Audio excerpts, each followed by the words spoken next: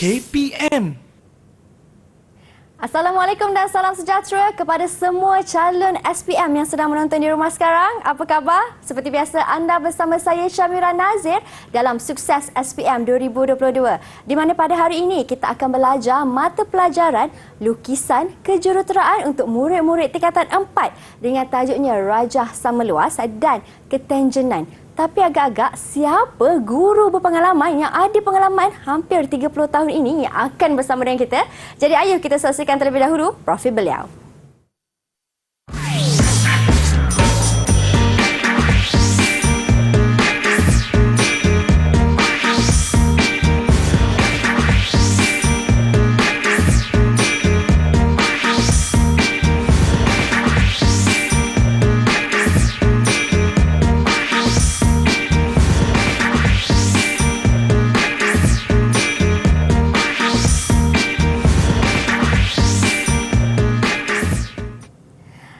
Baik, dan itulah guru yang akan bersama dengan kita hari ini, Cikgu Jamhuri Muhammad Jamil. Assalamualaikum Cikgu. Waalaikumsalam warahmatullahi wabarakatuh. Apa khabar Cikgu? Sehat Cikgu? Alhamdulillah, sehat. Bila sampai ke sini, Alhamdulillah lah, sehat lah tu. Wah, Alhamdulillah. Semangat Cikgu tu yang kita nak hari ini supaya murid-murid di rumah pun dapat gunakan juga semangat itu. Saya tumpang semangat pelajar je ni sebenarnya.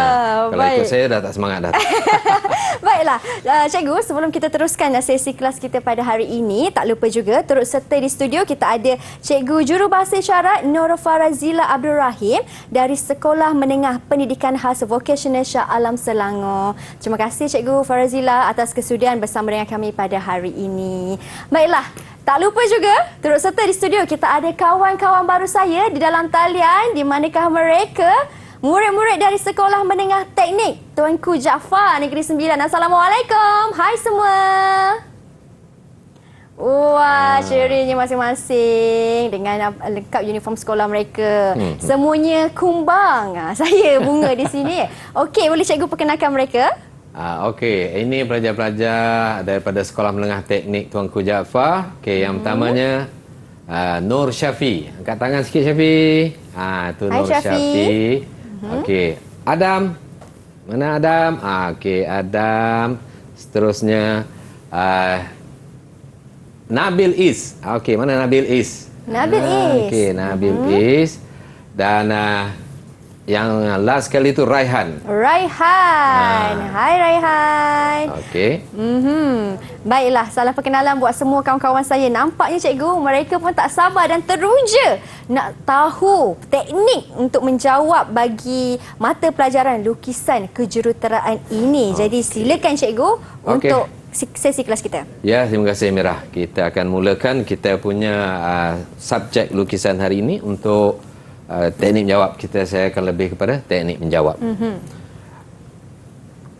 Okey, profil saya lebih kurang dia tengok. Okey, untuk tajuk hari ini sebenarnya yang kita buat ni adalah tajuk geometri.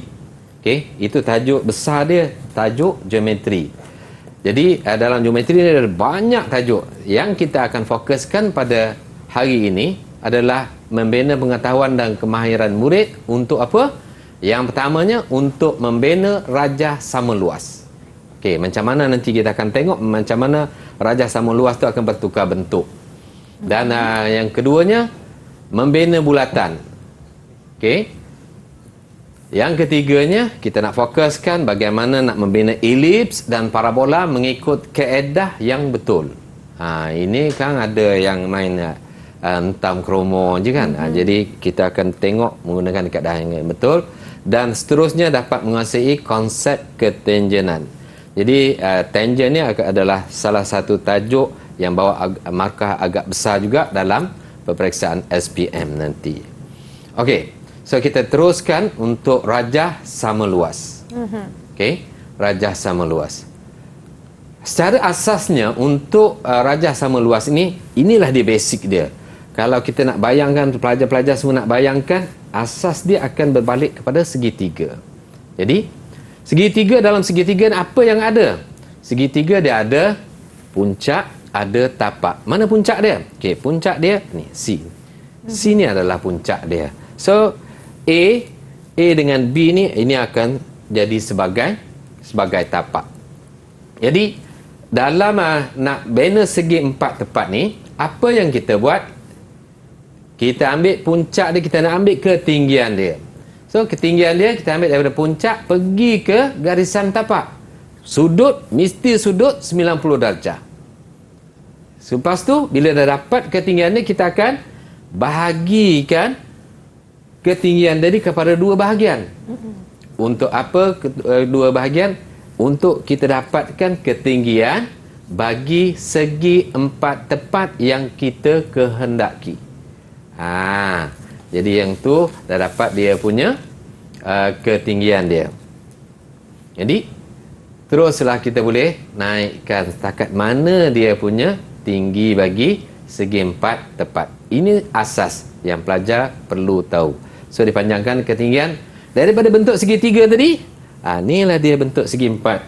Apa kita nak buat pula? Kita kena hitamkan dia. Okey, kena hitamkan dia. Kalau tak hitam, nanti markah dalam pesan akan ditolak. Yang merah-merah ni semua dipanggil sebagai garisan pembinaan. Garisan pembinaan sahaja.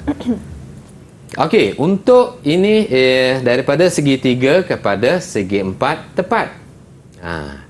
Seterusnya kita tengok pula. Daripada dia ini nak bina satu segi empat sama. Yang mana sama luas dengan segi empat tepat. Tadi segitiga kepada segi empat tepat. Dia ada banyak nama segi empat ni. Yang ini daripada segi empat tepat kepada segi empat sama. Okey, macam mana kaedah dia? Dia tak boleh, dia dah lain daripada kaedah tadi. Okey, pelajar kena ingat kaedah dia. Bagaimana kaedah dia? Okey, pertamanya kita ambil dulu dia punya tinggi dia. Tinggi daripada mana? Sama ada kamu nak ambil daripada AD itu tinggi ataupun BC boleh. Apa nak buat? Kita buat suku bulatan. Okey, sukuan bulatan. Panjangkan B.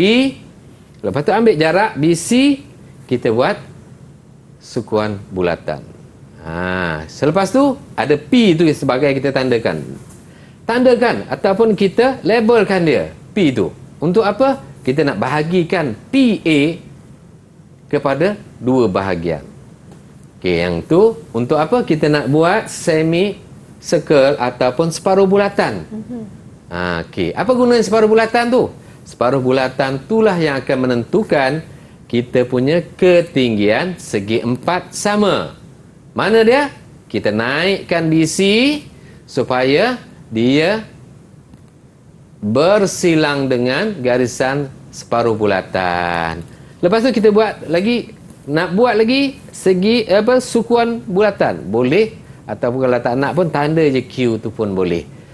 Jadi bila dah dapat ni, ini semua garis, masih lagi garisan binaan. Ada markah? Ada markah. Tapi markahnya tak komplit lagi. Nak komplit mesti kita hitamkan dia. Okey, ini dihitamlah. Barulah kita akan dapat markah penuh untuk segi empat sama. Kalau tak, markah hanya diberi setakat garisan pembinaan. Jadi sebenarnya kalau ikutlah, katakanlah contohlah markah dia 5. Okey. Untuk garisan objek, ini dipanggil garisan objek lah. Tak banyak mana. Mungkin bagi setengah-setengah, 2 markah saja untuk garisan objek. Jadi 3 markah lagi datang dari mana? 3 markah lagi adalah daripada pembinaan. Jadi pembinaan pelajar kena tunjukkan. Okey, kena tunjukkan. Jangan sampai nanti pemeriksa tak tahu dari mana poin ni datang. Jadi kenalah tunjukkan dengan jelas. Jangan gunakan pensel tu, janganlah kedekut sangat dawat pensel tu. Bagi nampak. Dia adalah beza di antara garisan binaan dan juga garisan objek. Okey. Itu 2 kaedah tadi. Dan ini contoh soalan. Okey.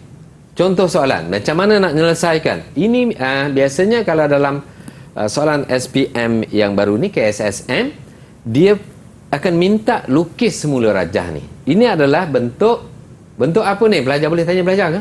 Boleh. Boleh. Bentuk apa ni? Siapa nak jawab? Angkat tangan. Ada yang nak cuba jawab? Okey, Raihan. Silakan Raihan. Bentuk pentagon. Bentuk Pentagon. pentagon. Penta maksudnya segi 5. Jadi apa kita nak buat bila ada bentuk pentagon?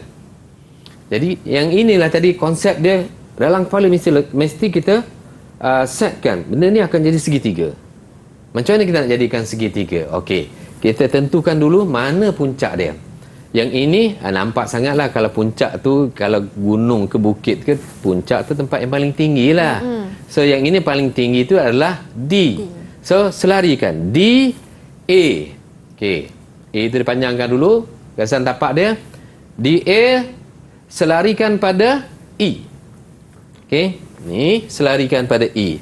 So kita akan dapat satu sisi baru. Ini sisi baru dia ni. Kemudian kita buat pula sebelah pula sama juga. D, DB. Panjangkan dulu B. Kita ambil daripada DB, selarikan pada titik C. Barulah kita dapatkan satu sisi baru. Sekarang Mira pun boleh nampak bentuk segitiga. Yeah. So daripada segitiga nanti kita convert lah kepada segi 4 tepat. Jadi yang ini masih lagi dalam garisan binaan, dan pelajar mesti menggunakan alat untuk melukis garisan ni semua. Alat dia apa? Set square. Set square dengan T-square kalau ada lah, boleh guna. Tapi untuk garisan selari mesti pakai set square. Kemudian macam tadi juga, balik pada yang segitiga, kita dapatkan ketinggian, bahagi 2 ketinggian. Okey, untuk dapatkan apa? Tinggi segi 4 tepat. Yang ini kita dah dapat ketinggian, so dapatlah bentuk segi 4 tepat. Mana dia? Ni, sini, ni, sini. Tapi yang ini belum memenuhi kehendak soalan. Sebab kehendak soalan dia nak ketinggian 80 mm. Yang ini bukan 80. Jadi apa kita nak buat? Kita naikkan ketinggian supaya dia akan jadi 80 mm. Macam mana nak buat? Kita naikkan daripada salah satu dia punya sisi dia yang tinggi lah. Yang ini naikkan daripada A. Okey, naikkan daripada A, barulah kita ambil ketinggian dia, kita tandakan mana ketinggian 80 tadi. Okey, yang ini ketinggian dia 80. Jadi apa nak buat pula tu? Kalau nak ambil daripada B, boleh, tak ada masalah. Nak ambil daripada garisan tengah, boleh, tak ada masalah. Cuma metod dia tu nanti akan lari sikit lah. Kaedah macam mana nak buat pembinaan, semuanya ada kaedah. So yang ini bila kita dah dapat tinggi, yang ini kita ambil tinggi yang baru. Tinggi yang baru mana? Yang ini 80 ni. Ini tinggi baru. Yang segi 4 ni, saya anggapkan dia adalah yang lama. Okey, jadi tinggi baru dia akan pergi ke tapak lama. Tapak lama mana? B prime. Ni. Kena selarikan pada tinggi lama untuk dapatkan tapak baru. Okey, sekali lagi macam mana tadi? Baru, lama. Okey, baru pergi lama, selarikan pada lama untuk dapatkan tapak baru. So ini tapak. Yang ini tadi tinggi. Daripada tapak kita naikkanlah dia punya sisi yang baru. Jadi daripada bentuk ni tadi, ini, so dia dah jadi bentuk yang menegak. Ikut ketinggian mengikut soalan, kehendak soalan. Bila dah dapat ni, last sekali kita kena hitamkan dia supaya dia akan jadi garisan objek. Hitamkan. So pastikanlah pelajar sediakan pensel 2H, 2B untuk membuat garisan ni. Kalau tak sediakan, nanti tak nampak, nanti pemeriksa tak berapa nampak perbezaan di antara garisan objek dengan garisan binaan. Jadi sukarlah nanti bagi pihak pemeriksa kertas untuk bagi markah. Lebih-lebih lagi sekarang ni kalau macam pemeriksa pun dia bukan dapat kertas yang fizikal. Tak boleh nak beza. Kertas tu kertas semua online sekarang ni. Pemeriksa pun secara online. Jadi agak sukar bagi pemeriksa. Jangan susahkan pemeriksa untuk kita dapat markah yang senang. Baik. Jadi kena jaga juga. Pemeriksa tu kena jaga juga. Kita mudahkan pemeriksa, insya-Allah pemeriksa akan mudahkan kita mendapat markah. Okey.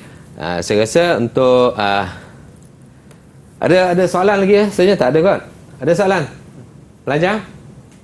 Ada soalan? Semua macam faham tu cikgu, senyum je semua tu. Semua senyum ya. Okey cikgu, jom kita teruskan pula dengan bulatan. Okey. Terima kasih Mira. Jom kita tengok pula apa dia bulatan. Itulah contoh dia bulatan itu. Okey. Kalau ikutnya smiley macam-macam rupa bentuk dia, semuanya asas dia adalah bulat. Jadi bulatnya dalam bulatan, tajuk bulatan ada apa? Okey, kita tengok ada apa. Bulatan asas dia adalah pusat. Jadi lepas tu bulatan tu dia mungkin boleh lukis penuh ataupun sebahagian. Contoh macam yang ini cuma sebahagian. Tapi sebahagian dia tak panggil lah bulatan, dia panggil lengkuk ataupun lengkung. Macam itulah. Jadi dalam lengkuk ni tadi, dalam bulatan ni tadi, asas dia kita nak cari pusat. Apa kaedah yang kita nak pakai? So ada kaedah dia. Apa dia? Kaedah dia pakai 2 perentas. Maksudnya 2 perentas, kita akan potong sepanjang ni ada 2 tempat kita potong. Macam mana? Ni macam ni. Okey, kita potong yang pertama. Kita labelkan dia 1, 2. Kemudian apa nak buat? 1, 2 tu kita akan bahagikan. Okey, kita bahagikan garisan 1, 2 tu. Kita panjangkan untuk nanti kita dapat dia punya garisan persilangan. Itu satu. Ini baru 1 tempat. Kita potong 1 tempat lagi. Okey, ni. Kita tandakan dia sebagai 3 dan 4. Apa yang nak buat? Kita sama macam kita buat 1 dan 2 tadi. Kita bahagikan garisan 3, 4 tu kepada 2 bahagian. So garisannya jadi panjang. Kita akan dapat cross point ataupun titik persilangan yang kita tandakan sebagai O. So O tu adalah pusat. Ini kaedah. So pelajar kena tahu kaedah, murid-murid kena tahu kaedah untuk mencari pusat dengan betul lah. Jangan main teka je. Kadang kebanyakan pelajar ni main teka je, agak-agak lebih kurang. So jangan ingat pemeriksa tak tahu, pemeriksa lagi cekap. Okey. Untuk contoh, kita tengok lukis semula pencontoh. Nama pun pencontoh, kita tak tahu bentuk macam mana kan. Pada rajah 3 dengan menggunakan kaedah geometri. Kedudukan baru CD seperti ditunjukkan. So tengok dekat sini kalau ikut, CD sini. Tapi kat sini CD dia dah bertukar, keadaan. Maksudnya benda tu dia boleh pusingkan, terbalikkan. Jadi untuk tajuk ini pelajar kena tahu yang ini tak boleh nak terbalik. Dia mesti rotate, pusing.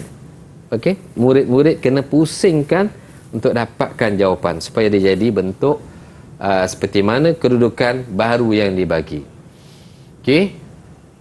Yang ini tengok apa yang ada dibagi, ini separuh bulatan. Separuh bulatan ada kaedah dia. Tapi yang ini tak dibagi apa-apa. Tak dibagi apa-apa. Kenyataan lah. Yang ini sebenarnya lengkuk macam mana yang saya tunjukkan sebelum ni tadi. Gunakan 2 perentas nanti untuk dapatkan pusat. Okey, kita selesaikan CD. Sebab CD itu separuh bulatan. Kita cari titik tengah. Terus kita akan dapat dia punya lengkuk untuk separuh bulatan. Lengkung untuk separuh bulatan. Kemudian barulah kita cari titik-titik yang lain. Apa titik yang tak ada? Yang ada CD. AB tak ada. AB tu kita kena pindahkan ukuran. Macam mana nak pindahkan ukuran? Ambil daripada ukuran sebenar. CDA, barulah kita akan pindahkan DA dekat sini. Dapat A. Okey, maksudnya kita ambil daripada DA dan juga CA. Barulah kita dapat ni. Lepas tu untuk garisan B pun sama juga. Daripada yang asal, barulah kita pindahkan, dapat yang baru. Bila dah dapat ni, apa yang tinggal? Lengkung. So lengkung ni perlu ada kaedah. Kaedah mana dia tadi? Kita cari dulu ataupun tentukan dulu pusat bagi lengkung tu. Bila dah dapat pusat, kita pindahkan pusat sahaja sebenarnya. Okey, dia dapatkan pusat. Okey, ini pusat dia. So, kita ambil ukuran pusat, pindahkan pusat dia. Bila dah dapat pusat, terus je buat lengkung. Jadi semudah itu saja untuk dapatkan lengkung. Jadi kena fahamlah ada kaedah dia. Ya. Okey. Ada soalan bagi dari para pelajar? Ada soalan? Kawan-kawan saya ada soalan dari Nabil Is. Apa dia Nabil? Cikgu, untuk mencet perentas tu, dia perentas tu letak mana-mana juga ada cara dia nak tahu kedudukan perentas tu. Okey. Terima kasih Nabil. Untuk perentas, ni nama dia perentas ni kan. Okey, seelok-eloknya janganlah kita ambil kecil sangat macam ni aja perentas kan. Kecil sangat tak boleh. Besar sangat zap satu kat sini terus tak boleh. Kita dah set kan kita punya fikiran kita nak buat dua perentas. Kalau boleh ngam-ngam lah, cantiklah dua-dua tu. Bagi ya tengah-tengah. Okey, tak ada masalah. Okey, bagaimana Nabil Is terjawab soalan Okey, harapkan murid-murid pun faham dan jelas. Kita nak berhenti berehat seketika cikgu. Okey, boleh ini Mira. cikgu ingin kongsikan lebih banyak lagi teknik bagaimana untuk menguasai lukisan kejuruteraan dengan tajuk kita pada hari ini. Tetapi sebelum itu, kita berhenti berehat seketika. Jangan ke mana-mana. Didik TV KPM. Didik TV KPM. Baik, kembali kita dalam Sukses SPM 2022 di mana hari ini kita belajar mata pelajaran lukisan kejuruteraan untuk murid-murid tingkatan 4. Dan untuk segmen kali ini, subtopik atau subtajuknya ialah elips dan parabola. Apa pula tu? Ayuh kita tanyakan cikgu kita tentang tajuk ini. Silakan cikgu. Okey, terima kasih Mira. Untuk subtopik seterusnya adalah elips dan parabola. Elips, mana dia? Ini untuk siaran TV, dapatkan siaran TV, kebanyakan macam mana bentuk dia, yang tu yang macam satelit lah cikgu. Macam satelit lah, banyak digunakan. Itu bentuk dia. Dan bentuk parabola nak senang bayangkan bola rugby. Tapi bentuk-bentuk ni ada kaedah macam mana nak lukis. Okey, ini kaedah dia. Macam mana nak bina elips bila diberi dua paksi. Pelajar kena tahu ada dua paksi, iaitu paksi minor dan juga paksi major. Paksi minor yang rendah sikit, yang pendek lah. Major yang panjang. Dua paksi tu. Apa nak buat? Kita nak buat dia mesti menggunakan kaedah dua bulatan sepusat. Okey, kemudian kenal pasti paksi major, paksi minor, kemudian menentukan titik untuk jadikan bentuk elips tadi. Okey, mana dia bulatan sepusat? Ni dia. Bulatan ni ikut pada paksi. Yang ini paksi major besar ni je. So ini ini paksi major yang besar. Paksi minor yang kecil. Bila dah ada buat dua bulatan sepusat, kita nak tentukan titik. Nak tentukan titik ni kita gunakan 30 darjah dan 60 darjah. Okey, macam mana bentuk dia? Ni. 30 darjah dan 60 darjah. Kita bahagikan kepada jadinya 12 bahagian lah. Satu bulatan tu. Kalau 360. Jadi daripada pembahagian ni lah yang akan menentukan titik untuk membentuk lengkung. Mana dia? Macam ni pula kaedah dia. Kita ambil daripada paksi major, paksi minor. Paksi major, paksi minor. Semua tu kita ambil untuk menentukan titik. Okey, semualah yang kita kena buat. Okey. Sehinggalah habis dekat sini. Barulah kita boleh sambungkan titik tersebut untuk membentuk elips. Okey, yang ini dipanggil elips. Okey, seterusnya ini elips. Ada kaedah pula untuk membina parabola. Yang ini diberi segi 4 tepat, PQ paksi simetri parabola. P ialah mercu. Ada gunanya bila dikatakan diberi P ni adalah mercu. Ada guna dia. Okey, kita nak tengok apa gunanya P tu. So, kaedah nak bina parabola, kita kena bahagikan dia punya sisi-sisi dia ni kepada 4 bahagian. Sisi mana? Okey, tengok. Ini sisi yang pertama kita nak bahagi daripada P. Okey, ambil sini 4 bahagian. So, kemudian ambil sisi sini pula, kita bahagikan kepada 4 bahagian juga. Macam tu. Dan inilah dia P, mercu.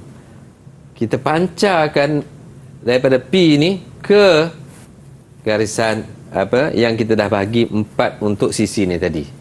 Okey, guna dia untuk apa? Okey, nanti kita akan turunkan pula daripada sisi sini untuk dapatkan titik persilangan. Okey, yang pertama silang dengan yang pertama dekat sini. Yang kedua, dia akan bersilang dengan garisan kedua ke titik P tu. 3. Okey, akhirnya berapa poin kita dapat ni sebenarnya? Ni 1, 2, 3, 4, 5. 5 poin. 5 titik nak menentukan garisan lengkung. Kalau sebelah tu senang, kalau kita dah cari sebelah, yang sebelah lagi kita boleh pindah je.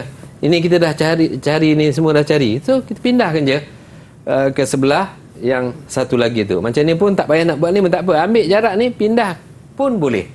Mana-mana kaedah yang senang bagi pelajar lah. Yang ni terus dia ambil daripada sini. Ni. Kemudian buat garisan yang sama. Metod dia tu, kaedah dia masih lagi sama. Dapatkan titik-titik, barulah kita buat garisan. Jadi itulah rupa bentuk parabola. Tak sama tadi macam bentuk elips. Parabola ni macam separuh je lah. Okey, separuh je. Elips tu dia akan jadi satu macam bulatan penuh. Okey. Ini contoh soalan. Okey, contoh soalan. Raja 4 menunjukkan satu plat pencontoh, lukis saiz penuh plat pencontoh tersebut. Okey. Jadi maksudnya bila dalam soalan dia cuma bagi numbering ni kat sini, tapi ukuran ni bukan ukuran sebenar. Pelajar kena buat ikut ukuran yang telah diberi kat sini. Okey, tengok dulu kalau katakan elips, dia ada paksi major, paksi minor. So gunakan paksi major, paksi minor. Kena kenal pasti dulu mana paksi major, mana paksi minor. Jadi kita boleh nak mula tu dekat mana-mana boleh mula. Kita sama ada nak buat elips dulu ke, ataupun kita nak buat parabola dahulu ke, tak kisah, boleh. Okey, contoh yang ni nak mudah, kita tengok diselesaikan dulu elips. Okey, ambil ukuran mana? AC. AC yang ni, tapi ada lagi AE ni kan. Okey, lepas tu dapatkan dia punya titik tengah dia, O.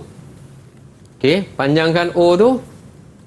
Kemudian barulah kita tentukan dia punya paksi major, minor. Biasanya memang saya suruh pelajar terus bila dapat paksi major tu kena bahagi 2. Okey, yang ni kena bahagi 2.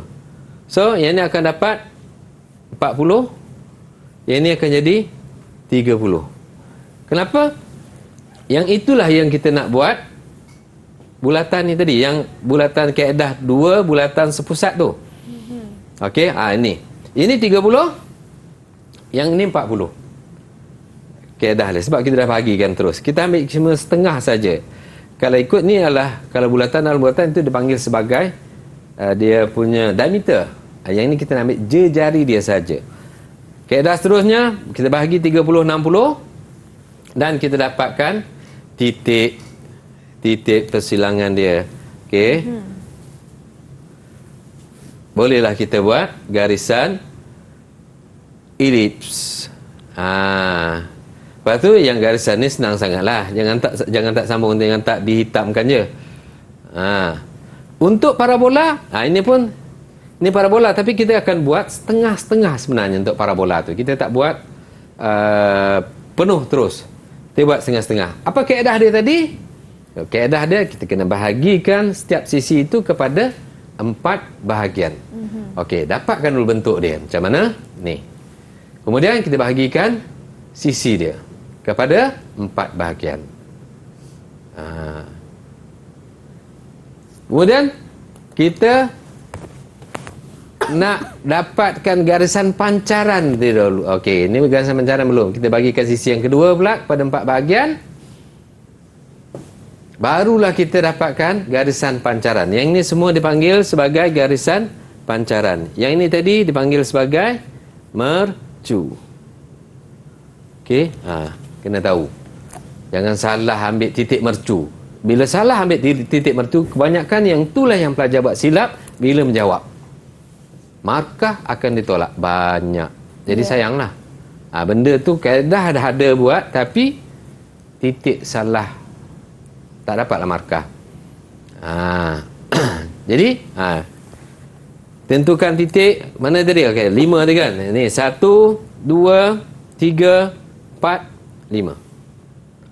Sama juga. Bila dah dapat sebelah lagi tu kita boleh pindahkan saja. Okey, pindahkan saja ukuran. Kemudian kita buat garisan apa? Garisan pancaran. Lepas tu barulah kita dapatkan dia punya titik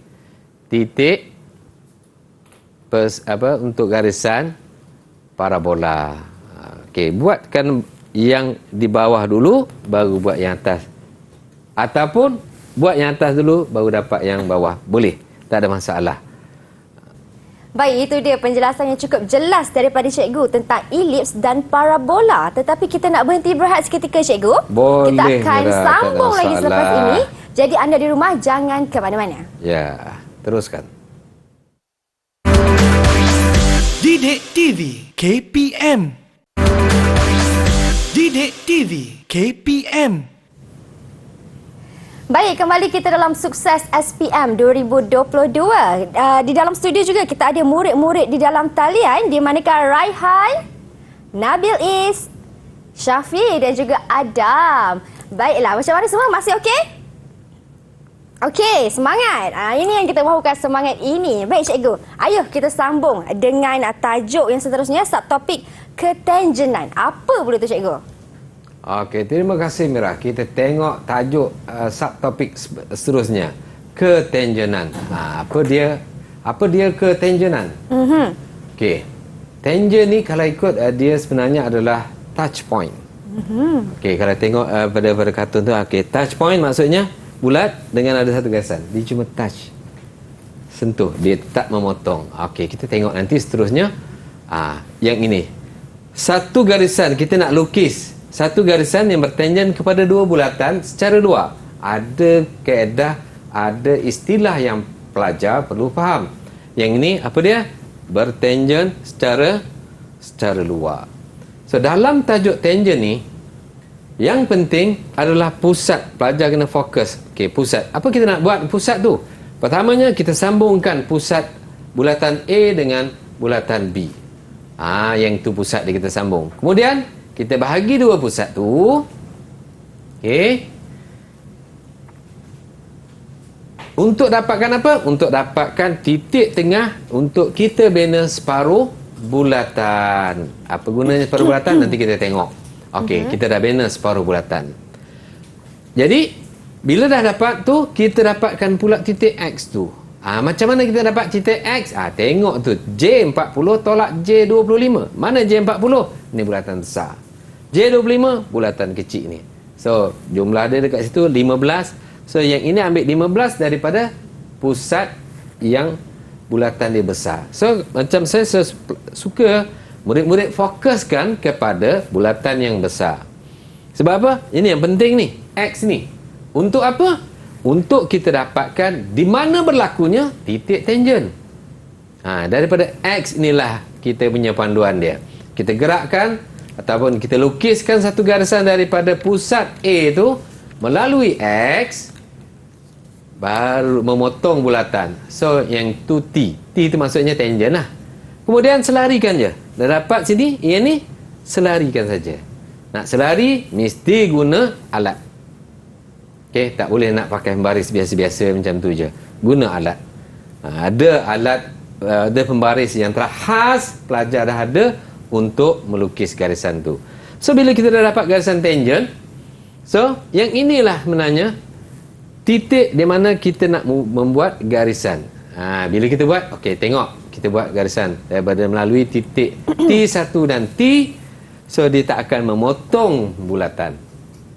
So yang ni namanya tangent secara luar.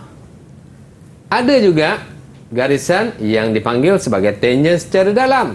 Macam mana? Okey, tengok. Macam mana pula menggunakan kaedah kita nak gunakan mencari garisan ataupun membina garisan bertangent yang menyentuh secara dalam. Sama tengok metod tadi. Kena mastermind kan kaedah. Okey. Pertamanya pusat tadi. Sama je macam yang pertama tadi. Pusat ke pusat.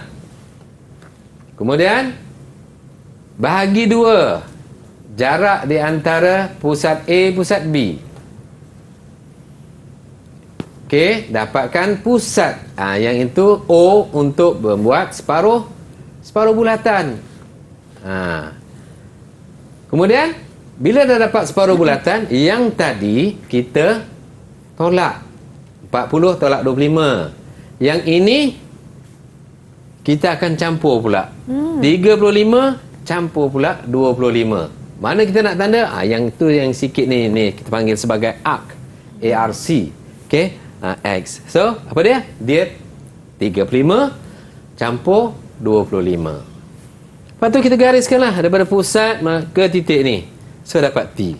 Yang ini garisan ni mesti selari dengan garisan ni. Mesti selari. Gunakan kaedah untuk buat garisan selari saja. So, kita dah dapat titik tangent pada bulatan B dan titik tangent pada bulatan A. Garis je. Bila dah dapat tu, yakinlah apa yang kamu buat dan garis. Mesti dia tak akan memotong bulatan. Dia hanya menyentuh. Jadi tangent tu adalah titik yang menyentuh. Okey, bukan titik yang memotong. Ini garisan. Ada lagi kaedah yang kita nak bina lengkung. Okey, kita tengok. Sama juga macam tadi, macam garisan. Dia ada istilah yang digunakan menyentuh sebelah luar. Yang tadi ada juga menyentuh sebelah luar. So, ada dua, J25, J15. So, menyentuh secara luar. Maksudnya, kita akan bayangkan nanti satu bulatan tu, dia akan menyentuh di sini. Contohlah, okey, ataupun kat bawah ni boleh. Itu menyentuh luar. Maksudnya bulatan yang ketiga tu dia akan berada di luar daripada dua bulatan ni. Okey, macam mana kita nak buat? Okey, tengok kaedah dia. Dan mahirkan kaedah dia. Okey. J15. Okey, yang ni tadi J15 dia akan tengok berapa dia nak jari 25. So 15 campur 25. So 25 ni maksudnya ini adalah jari yang ketiga. Walaupun di sini sama 25. Okey. Yang ini satu lagi ni adalah J25 sebenarnya, ini J25 campur ni 25 ya. 25 campur J25. 25 ni akan campur 25 ni. Barulah kita akan dapat pusat. Bila dah dapat pusat ni, kita tengok. Pusat tu fokuskan pada pusat tu penting. Pusat ke pusat digariskan. Pusat ke pusat digariskan. Ada gunanya garisan ni. Yang ni dipanggil sebagai garisan normal dia. So, untuk menentukan titik tangent di mana berlakunya tangent. Sebab tu sini T, di sini T1. So, ni adalah dua titik tangent. Jadi kita ambil daripada pusat, akan ambil lah jarak 25 tadi, mesti melalui T dan T1. Kita lukis. Kalau nak lukis penuh, itulah dia. Jadi maksudnya bulatan yang ketiga tu akan menyentuh di luar, ataupun dia akan berada di luar daripada dua bulatan yang ada ni. Okey, itu bulatan yang menyentuh secara luar. Bagaimana pula kaedah untuk menyentuh secara dalam. Okey, ada kaedah dia.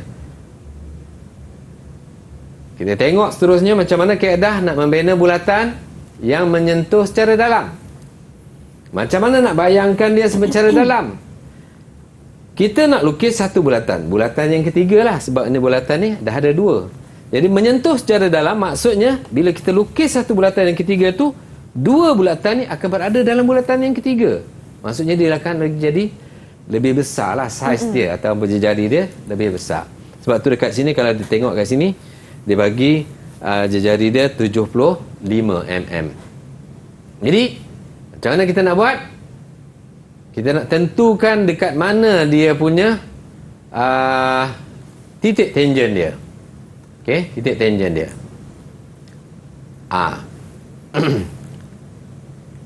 So kita nak tentukan titik tangent, kita akan ambil dia punya jejari ni 75. 75, so dia akan ditolakkan dengan J20. Okey.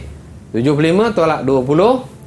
Kemudian satu lagi 75 tolak 15. Untuk dapatkan apa? Untuk dapatkan pusat. Ni. Dapatkan pusat bagi bulatan yang ketiga kita nak bina. Jadi selepas tu bila dah dapat pusat, kena ambil pusat terpenting. Saya kata pusat terpenting. Pusat ke pusat mesti garis panjangkan supaya dia akan menyentuh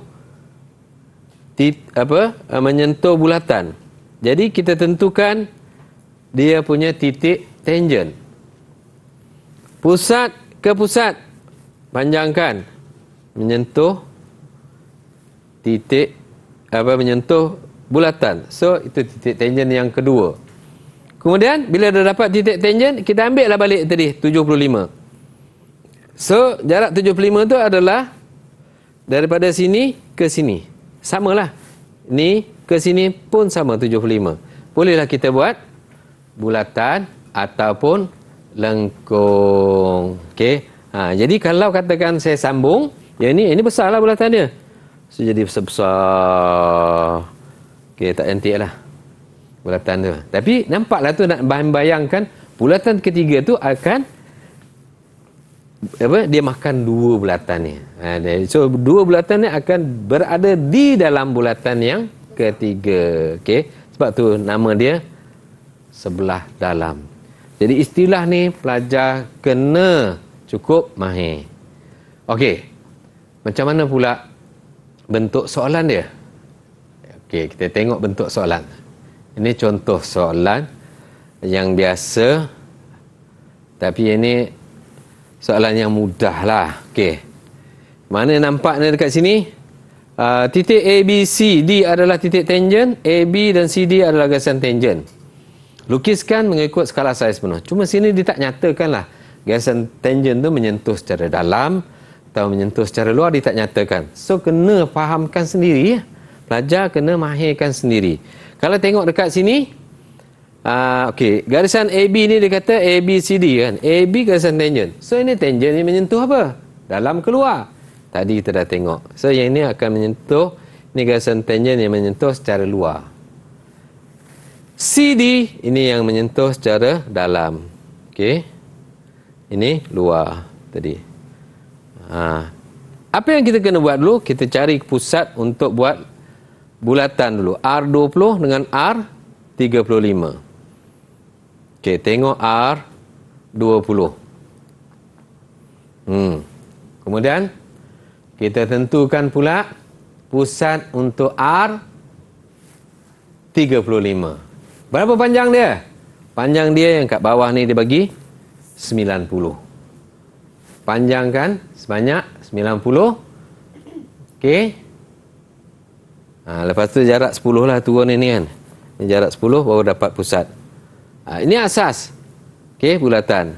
Lepas tu barulah kita akan buat garisan tangent tadi.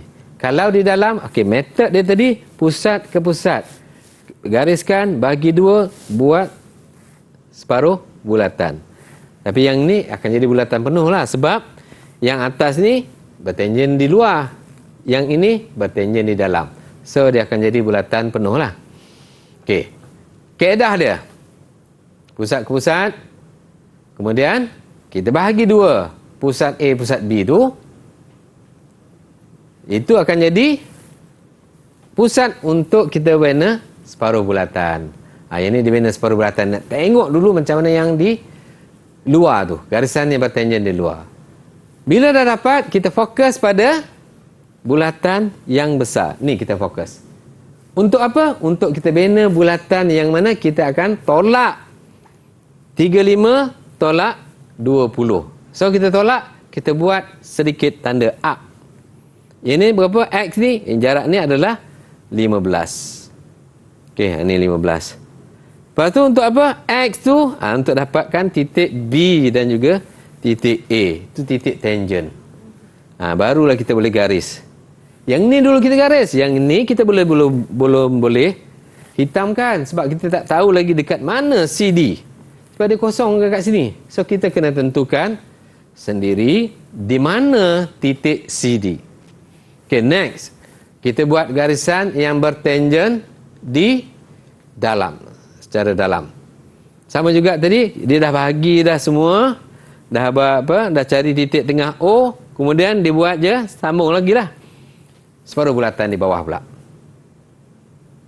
Yang ni tadi, kita tolak.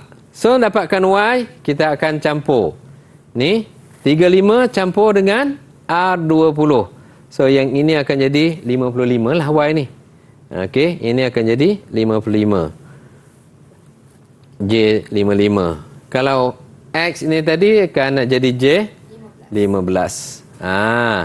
Bila dah dapat, ni garisan normal yang kita nak dapat ni untuk menentukan titik C. Garisan ni kita selarikan saja pada pusat, dapatkan titik D.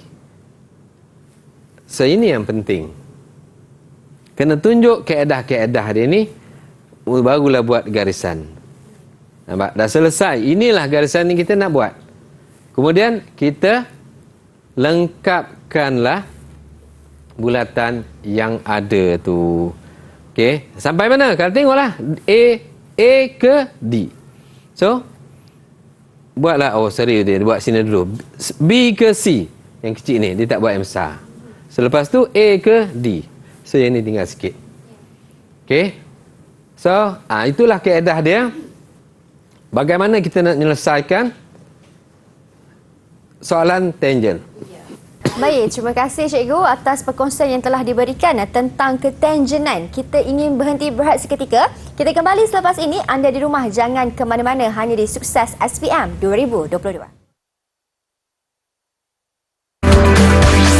Didik TV KPM. Didik TV KPM.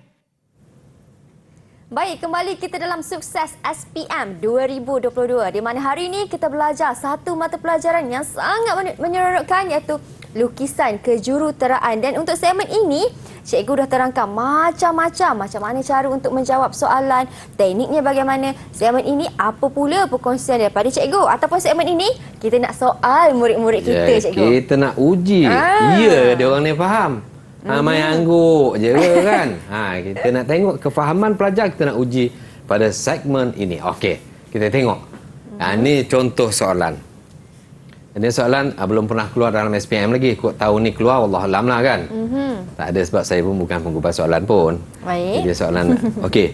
So, kita nak gunakan kaedah macam mana nak menyelesaikan soalan ni. Ini soalan tangent. So, digabunglah tadi ada garisan, ada bulatan. Okay. Ada parabola, dalam ni semua ada. Okay. Tengok dekat sini. Kena baca, pelajar kena baca betul-betul dia punya soalan. Separuh parabola. Mana dia? AF. So ini adalah separuh parabola. So bila dapat soalan tu, pelajar boleh conteng pun tak apa, tak ada masalah. Untuk ingat. Ya. Kan ingat kan gelengkung je apa benda semua kan. Kat sini ada apa? Suku elips.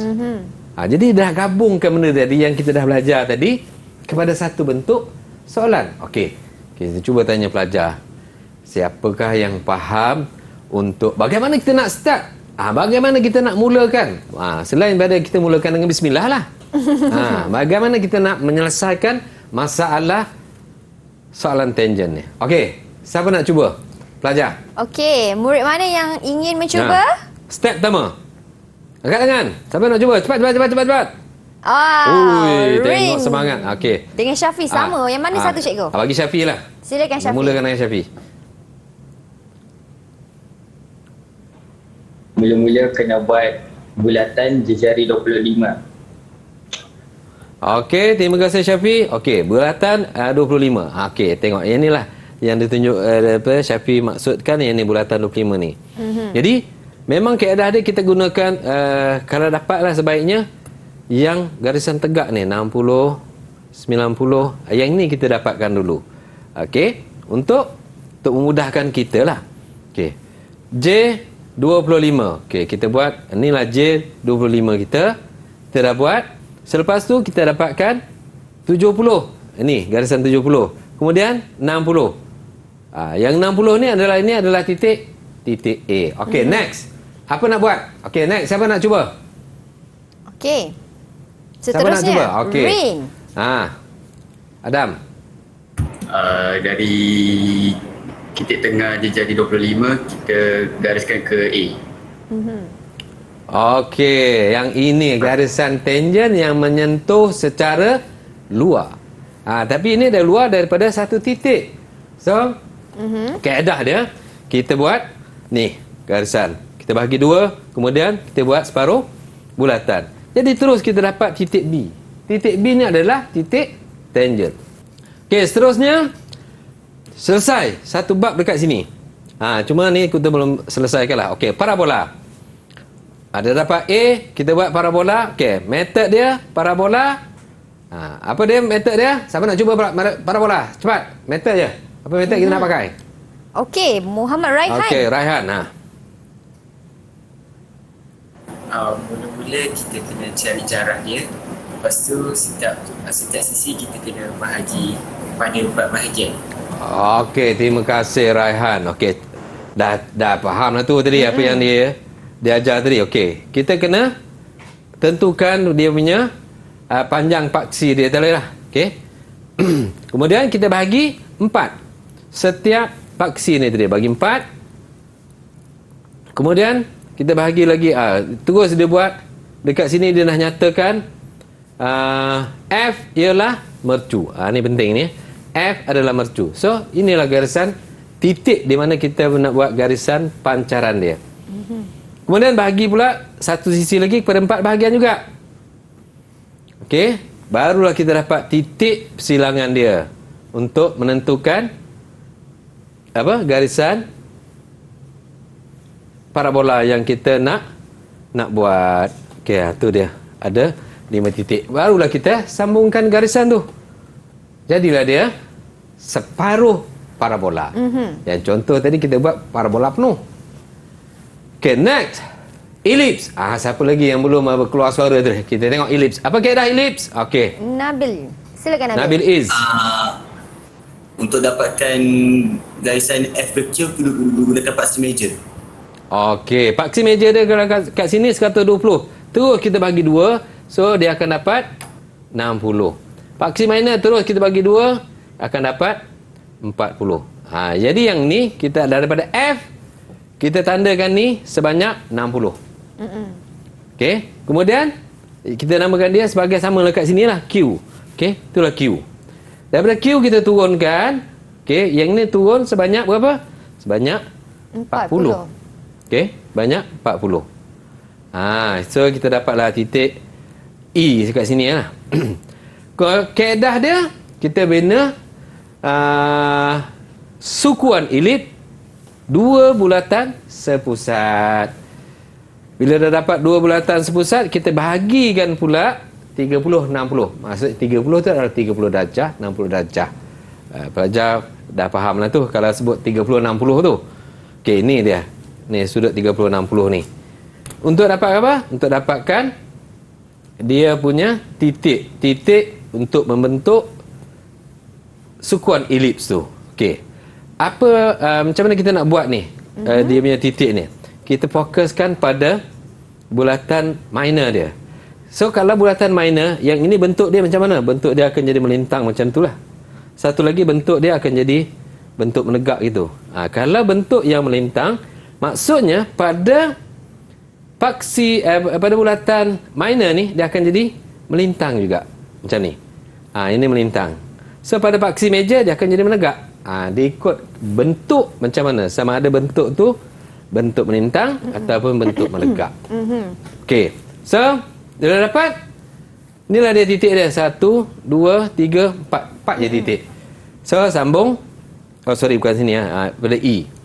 Dan untuk J20, ni ambil je daripada E J20 jarak dia untuk buat bulatan, tapi kita tak tahu lagi dekat mana sampai mana kan. Barulah kita nak cari J50. J50 tu adalah bulatan yang menyentuh secara luar kepada J25 dan J20. So macam mana kita nak buat? Okey, kita kena tambahkan nilai, dapatkan pusat, sambungkan dia punya pusat ke pusat. Okey, tentukan titik C dan D, barulah kita buat lengkung. And then barulah kita completekan bulatan. Yang bulatan tu kita buat awal, last kali baru kita completekan dia. Selesai. Macam tu je. Markah dia besar. Ya. Baik, terima kasih banyak-banyak Cikgu Jamhuri atas perkongsian yang luar biasa pada hari ini. Diharapkan ilmu yang Cikgu telah kongsikan memberi manfaat kepada semua murid-murid yang sedang menonton. Ada rezeki, kita jumpa lagi. Saya Syamira Nazir. Assalamualaikum dan salam sejahtera.